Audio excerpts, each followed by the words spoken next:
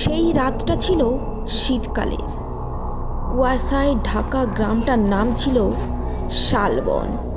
গ্রামের মানুষজন সন্ধ্যা নামলেই দরজা জানলা বন্ধ করে দিত, কারণ গ্রামের শেষ প্রান্তে একটা পুরনো ভাঙা বাড়ি ছিল, যেটাকে সবাই কালো বাড়ি বলতো। গ্রামের আশেপাশের লোক মুখে শোনা যায় বহু বছর আগে ওই বাড়িতে এক জমিদার থাকতেন। তার একমাত্র মেয়ে মেঘলা হঠাৎ এক রাতে নিখোঁজ হয়ে যায়।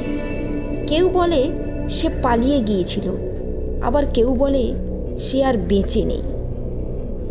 একদিন শহর থেকে আসা এক যুবক অর্পণ নামে এই সব কথা বিশ্বাস করতো না। ওই অর্পণ নামে ছেলেটি ঠিক করলো রাতটা কাটাবে ওই কালো বাড়িতে। তো সে রাত কাটানোর জন্য ওই কালো বাড়িতে আশ্রয় নেয়। ঠিক রাত 12টা বাজতেই বাড়ির ভেতর অদ্ভুত এক শব্দ শুরু হলো, যেন কেউ ধীরে ধীরে হাঁটছে। কাঠের মেঝেতে চাপা কড়মড় আওয়াজ। অর্পণ নিজেকে বোঝালো সবই মনের ভুল। তারপর হঠাৎ করে তার পেছন থেকে একটা মেয়ের কণ্ঠস্বর ভেসে এলো, তুমি আমাকে খুঁজছ? ওই কথাটা শোনা মাত্র অর্পণ ঘুরে দাঁড়ালো। অন্ধকারের মধ্যে একটা ফ্যাকাশে মুখ, লম্বা চুল আর শূন্য চোখ। সে ধীরে ধীরে সামনে এগিয়ে আসতে লাগলো। অর্পণ দৌড়ে পালাবার চেষ্টা করতে লাগলো, কিন্তু দরজা বন্ধ, জানালা বন্ধ, চারিদিক নিস্তব্ধ। পালাবার পথ নাই।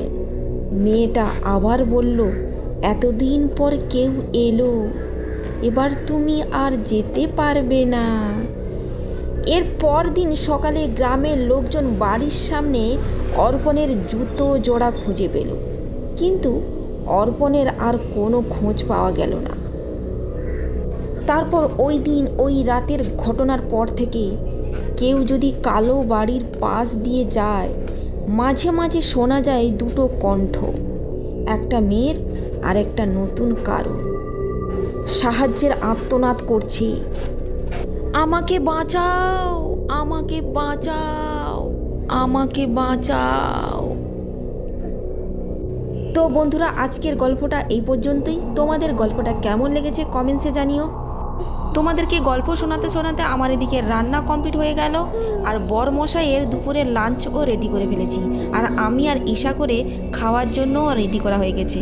কালকে আবার দেখা হবে নতুন কোনো ভিডিও নিয়ে, নতুন কোনো গল্প নিয়ে। আজকের মতো বিদায় নিলাম। ভালো থেকো, সুস্থ থেকো সবাইকে। Tata, bye bye.